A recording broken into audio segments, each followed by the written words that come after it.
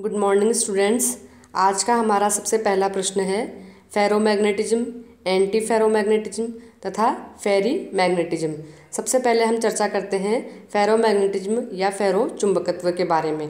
जब पदार्थों में से चुंबकीय बल रेखाओं के निकलने की टेंडेंसी निर्वात में से निकलने की टेंडेंसी की तुलना में बहुत ज़्यादा होती है, तो इस प्रकार के पदार्थों को हम लोह चुंबकीय तथा इस गुण को हम लोह चुंबकत्व कहते हैं। और इन पदार्थों की जो चुंबकीय पारगम्यता म्यू का मान जो होता है वो यूनिटी से बहुत ज़्यादा होता है। तो लोहा, कोबाल्ट, निकल, गैडोलिनियम, डिस्प्रोसियम तथा उनके कुछ मिश्र धातु और यौगिक जो होते हैं वो लोह चुंबकीय होते हैं। इन सभी का जो लोह चुंबकत्व पृथक पृथक किसी एक निश्चित क्रांतिक तापमान के नीचे तक रहता है। लोहे का इलेक्ट्रॉनिक विन्यास क्या होता है? 1s2, 2s2, 2p6, 3s2, 3p6, 3d6, 4s2, 3p6 और उसके पहले वाले सभी उप ऊर्जा स्तर पूरी तरह से भरे हुए रहते हैं। फेरस और फेरिक आयन के बाह्यतम डी उप ऊर्जा स्तर में क्रमशः 6 अर्थात 3d6 और 3d5 इलेक्ट्रॉन होते हैं। ठीक है, तो चूंकि कुल डी ऑर्बिटल की संख्या 5 होती है तथा प्रत्येक डी ऑर्बिटल में 2-2 इलेक्ट्रॉन भर सकता है, क्योंकि हम जानते हैं कि एक ऑर्बिटल में मैक्सिमम 2 इलेक्ट्रॉन भरे जा सकते हैं और वो भी विपरीत चक्रण वाले। तो इसके अनुसार फेरस और फेरिक आयन के डी ऑर्बिटल्स में इलेक्ट्रॉनों का डिस्ट्रीब्यूशन किस प्रकार से होगा? फेरस आयनों में इलेक्ट्रॉनिक विन्यास क्या होगा? फेरस आयनों का 1s2, 2s2, 2p6, 3s2, 3p6, 3d6, 4s0। ठीक है, तो जो फेरस आयनों में डी ऑर्बिटल में इलेक्ट्रॉनों का डिस्ट्रीब्यूशन किस प्रकार से होगा? क्योंकि फेरस आयनों में डी में कितने इलेक्ट्रॉन है? 6। तो पहले ऑर्बिटल में 2 इलेक्ट्रॉन होंगे और बाकी बचे हुए 4 ऑर्बिटल्स में 1-1 इलेक्ट्रॉन होंगे, क्योंकि हुंड के मैक्सिमम मल्टीप्लिसिटी रूल के अनुसार हम जानते हैं कि पहले 1-1 ऑर्बिटल में 1-1 इलेक्ट्रॉन भरा जाएगा। उसके बाद अगर इलेक्ट्रॉन बचते हैं तो फिर उनका जो है पेयरिंग होगी, युग्मन होगा। इसलिए पहले ऑर्बिटल में 2 इलेक्ट्रॉन हो गए फेरस आयनों में और बचे हुए 4 ऑर्बिटल में 1-1 इलेक्ट्रॉन हो जाएंगे। ठीक है, और फेरिक आयनों का इलेक्ट्रॉनिक विन्यास क्या होगा? 1s2, 2s2, 2p6, 3s2, 3p6, 3d5, 4s0। ठीक है, तो यानी कि 5 ऑर्बिटल के लिए 5 इलेक्ट्रॉन है, तो 1-1 ऑर्बिटल में 1-1 इलेक्ट्रॉन हो जाएगा, यानी कि कोई भी ऑर्बिटल में इलेक्ट्रॉनों का युग्मन नहीं होगा। तो इस तरह से हमने क्या देखा कि फेरस में तो 4 अयुग्मित इलेक्ट्रॉन है, ठीक है, और फेरिक आयंस में 5 अयुग्मित इलेक्ट्रॉन है। तो वैज्ञानिकों के अनुसार ये जो अयुग्मित इलेक्ट्रॉन है या जो ये स्पिन एक दूसरे से समानांतर रेखाओं में अलाइंड रहते हैं, यही संयुक्त संरेखण पदार्थ को प्रबल चुंबकत्व प्रदान करता है। यानी कि किसी भी पदार्थ में जितने ज़्यादा अयुग्मित इलेक्ट्रॉन होते हैं डी ऑर्बिटल्स में, उसकी चुंबकीय पारगम्यता का मान उतना ही ज़्यादा होता है। ठीक है, फिर नेक्स्ट है आपके विपरीत फेरो चुंबकत्व या एंटी फेरो मैग्नेटिज्म। तो एंटी फेरोमैग्नेटिक यौगिकों में विनिमय युग्मन के पड़ोसी परमाणुओं के इलेक्ट्रॉनों का चक्रण समानांतरित होने के स्थान पर विपरीत होता जाता है, और इस प्रकार के क्रिस्टल का कुल मिलाकर जो मैग्नेटिक मोमेंट होता है वो 0 हो जाता है। एक निश्चित ताप पर, जिसे हम नील टेम्परेचर कहते हैं या फिर कभी कभी विपरीत फेरोचुंबकीय ताप भी इसे कहते हैं, इस ताप पर विपरीत समानांतर विनिमय युग्मन एकदम लुप्त हो जाता है, गायब हो जाता है, और इस ताप पर भी यौगिक अनुचुंबकीय हो जाता है। ठीक है, तो अधिकांश परमाणु संख्या 23 से लेके 29 तक के जो तत्व होते हैं, जैसे vanadium, chromium, manganese, iron, cobalt, निकल और कॉपर और इनके मिश्र धातु एवं इनके यौगिक फेरोचुंबकत्व तथा विपरीत फेरोचुंबकत्व प्रदर्शित करते हैं। इनमें 3d व 4s इलेक्ट्रॉनों के मध्य ऊर्जा के बहुत कम अंतर के कारण विनिमय युग्मन हो जाता है, एक्सचेंज पेयरिंग हो जाती है। ठीक है, फिर नेक्स्ट है अपने फेरी चुंबकत्व।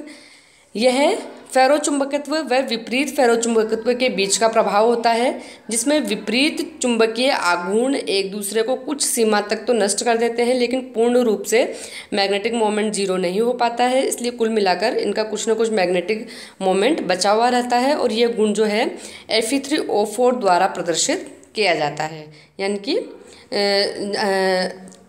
जो आपके लोहे के ऑक्साइड्स के द्वारा ये फेरी चुंबकत्व का गुण प्रदर्शित किया जाता है। फिर आपके नेक्स्ट क्वेश्चन है चुंबकीय पारगम्यता क्या है, मैग्नेटिक ससेप्टेबिलिटी या मैग्नेटिक परमेबिलिटी क्या है। तो चुंबकीय पारगम्यता, तो किसी पदार्थ के इकाई क्षेत्रफल में चुंबकीय बल रेखाओं की कुल संख्या और निर्वात में चुंबकीय क्षेत्र की बल रेखाओं की कुल संख्या का अनुपात ही उस पदार्थ की चुंबकीय पारगम्यता कहलाता है। ठीक है, ये आपको डेफिनेशन पूछी जा सकती है चुंबकीय पारगम्यता क्या है। फिर नेक्स्ट क्वेश्चन है आणविक संरचना के निर्धारण में यानी कि मॉलिक्यूलर स्ट्रक्चर के डिटर्मिनेशन में डायपोल मोमेंट के एप्लीकेशंस को समझाइए। ठीक है, तो डायपोल मोमेंट के द्वारा मॉलिक्यूलर स्ट्रक्चर का कैसे हम डिटर्मिनेशन करते हैं वो देखिए। तो जो डायपोल मोमेंट है वो एक वेक्टर क्वांटिटी है जिसके दिशा व परिणाम दोनों ही होते हैं। ठीक है, यानी कि जो आपके कोई भी वेक्टर क्वांटिटी होती है उसमें जो है दिशा और परिमाण दोनों ही होते हैं। तो डायपोल मोमेंट आपकी एक वेक्टर क्वांटिटी है, सदिश राशि है जिसकी दिशा व परिमाण दोनों ही होते हैं। यदि किसी अणु में एक से अधिक कोवलेंट बॉन्ड होते हैं तो अणु का जो डायपोल मोमेंट होता है वो अणु में उपस्थित सभी विभिन्न बंधों के जो मोमेंट का सदिश योग यानी कि वेक्टर एडिशन होता है। ठीक है, फिर है आपके द्विध्रुव आघूर्ण आणविक संरचना के बारे में क्या क्या सूचनाएं देता है। तो किसी भी अणु की संरचना के निर्धारण में डायपोल मोमेंट के द्वारा जो हमें जानकारियां प्राप्त होती है वो क्या क्या है, किस मात्रा तक अणु में उपस्थित बंध आयनिक है, अर्थात इन बंधों का प्रतिशत आयनिक लक्षण यानी कि परसेंटेज ऑफ आयनिक करैक्टर हमें डायपोल मोमेंट से पता चलता है। इसी प्रकार से अणु की ज्योमेट्री तथा आकार के बारे में, विशेष रूप से उसमें उपस्थित बंधों में बने कोणों के बारे में सूचना प्राप्त होती है हमें, यानी कि बॉन्ड एंगल की जानकारी मिलती है डायपोल मोमेंट से। फिर अणुओं की सिमेट्री के बारे में जानकारी मिलती है डायपोल मोमेंट से, और जो है आपके कोऑर्डिनेट बॉन्ड की उपस्थिति का भी हमें ज्ञान डायपोल मोमेंट से होता है। ठीक है, तो डायपोल मोमेंट और मॉलिक्यूलर स्ट्रक्चर में सबसे पहले हम देखते हैं द्विपरमाणुक अणु के बारे में। तो यदि कोई भी दिया गया अणु ध्रुवीय है या अध्रुवीय है, ठीक है, अगर उसमें केवल 2 परमाणु है तो उसकी स्ट्रक्चर क्या होगी, रेखीय होगी। फिर त्रिपरमाणु अणु है तो यदि परमाणु 3 परमाणुओं से मिलकर अणु बना है, अगर वो रेखीय है, जैसे कि आपके कार्बन डाइऑक्साइड हो गया, इसी प्रकार से आपके मर्क्यूरस क्लोराइड होगा, तो इनका डायपोल मोमेंट क्या हो जाएगा, 0। ठीक है, यद्यपि carbon double bond oxygen bond polar है, परंतु विपरीत दिशा में होने से ओवरऑल कार्बन डाइऑक्साइड मॉलिक्यूल का बॉन्ड जो आपके डायपोल मोमेंट होता है वो 0 हो जाता है। ठीक है, यदि त्रिपरमाणुक अणु कोणीय है, ठीक है, जैसे H2O है, SO2 है, या रेखीय एसिमेट्रिक है जैसे N2O, तो इनके बॉन्ड हम बोलेंगे इनके बंध आघूर्ण, या हम बोलेंगे इनका डायपोल मोमेंट जो है 0 नहीं होता है, यानी कि अणु में पोलैरिटी आ जाती है। ठीक है, फिर है चतुर्परमाणुक अणु, यानी कि समतलीय अणुओं में जैसे BF3SO3 में जो बंध आघूर्ण होता है वो कैंसिल आउट हो जाता है, परिणाम स्वरूप ये जो समतलीय अणु होते हैं वो नॉन पोलर नेचर के होते हैं। अमोनिया अणु का जो डायपोल मोमेंट है वो 1.4 डिबोई है, तो इसका उच्च मान दर्शाता है कि ये अणु सिमेट्रिक नहीं है। तो अमोनिया के अणु के स्ट्रक्चर को त्रिभुजाकार पिरामिडीय मानकर इसके उच्च द्विध्रुव आघूर्ण को समझाया जा सकता है, जिसमें 3 हाइड्रोजन परमाणु त्रिभुजीय आधार के कोनों पर और नाइट्रोजन परमाणु पिरामिडी के उच्च बिंदु पर हो। ठीक है, इसी प्रकार से PF3 PCl3 आदि के स्ट्रक्चर्स को भी हम डायपोल मोमेंट के आधार पर समझा सकते हैं। यानी कि जस्ट लाइक अमोनिया, इनकी स्ट्रक्चर भी जो है पिरामिड शेप की होती है, त्रिभुजीय पिरामिडीय शेप की होती है। फिर है आपके पंच परमाणुक अणु, यानी कि ऐसे अणु जिनमें 5 परमाणु होते हैं, ठीक है, जैसे CH4, SnCl4, निकल टेट्राक्लोराइड व ZnCl4 आदि सम्मित अणु है। इनकी संरचनाएं समचतुष्फलकीय है, अतः इनके जो डायपोल मोमेंट है वो 0 होते हैं। और कुछ कॉम्प्लेक्स यौगिक जैसे CuNH3 का होल 4+2, NiCN4+2, NiNH3 का होल +2 आदि सम्मित अणु है जिनकी संरचनाएं वर्गाकार समतलीय है, इसलिए इनके डायपोल मोमेंट भी 0 होते हैं। इसी प्रकार से SF4, TeCl4 आदि असम्मित अणु है, इसलिए ये पोलर मॉलिक्यूल है और इनकी स्ट्रक्चर जो है वो डिस्टोर्टेड टेट्राहेड्रल होती है, जिसका कारण केंद्रीय परमाणु पर इलेक्ट्रॉन पेयर यानी कि लोन पेयर की उपस्थिति है।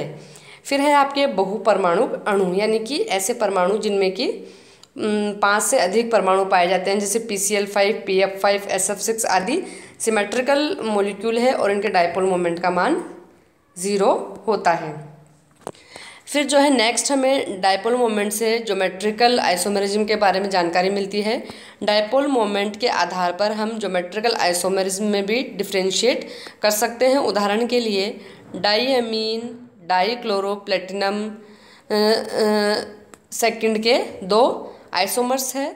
एक तो है आपके ट्रांस रूप में एक्सिस ऑफ सिमेट्री उपस्थित है, इसलिए ये जो है नॉन पोलर है, जबकि जो सिस आपके रूप फॉर्म है आइसोमर है उसका कुछ ना कुछ डायपोल मोमेंट होता है, इसलिए ये पोलर नेचर का होता है। ठीक है।